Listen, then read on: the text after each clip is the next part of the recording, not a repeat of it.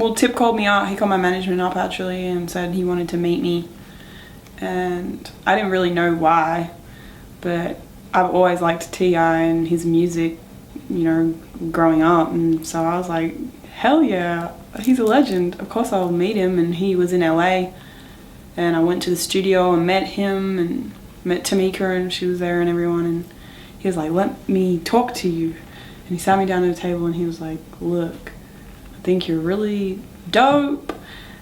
What do you think about waving the Grand Hustle flag?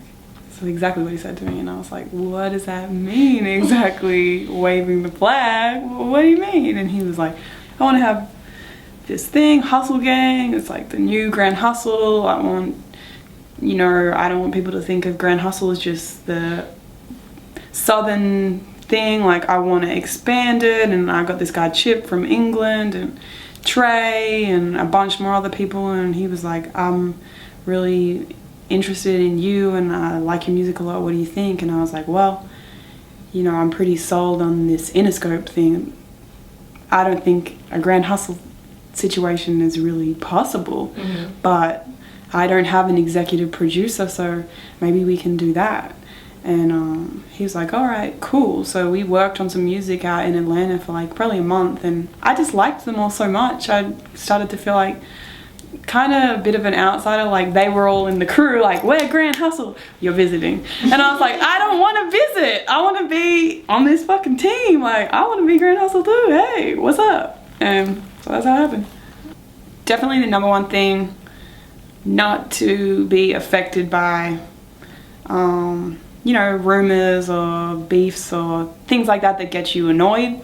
He's so unaffected and by the media, and I think that's a really good way to be, and he definitely has helped me to learn how to ignore it. Two, I'd say he just has a crazy work ethic.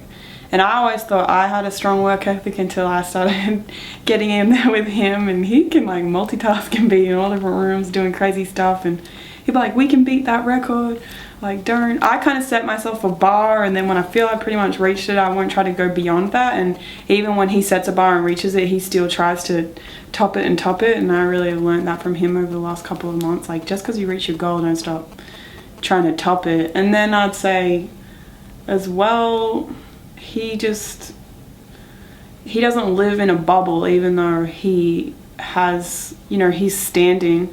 He still like goes to the mall, and we go to the mall, he shut the whole mall down. Like, we can only go to like 2 stores, but he remains unaffected to as much as his ability. And I see a lot of other artists and stuff like that, and they're kind of like, we can't go to the movies because it's crazy, and he still does it in his own way. But I like that because I think it's important to still live a normal life, to be able to, you know, have things to talk about that other people can relate to, that's not just all the crazy artist things. And he just kind of reminds me, seeing him do that stuff, to make time to be a normal person some days.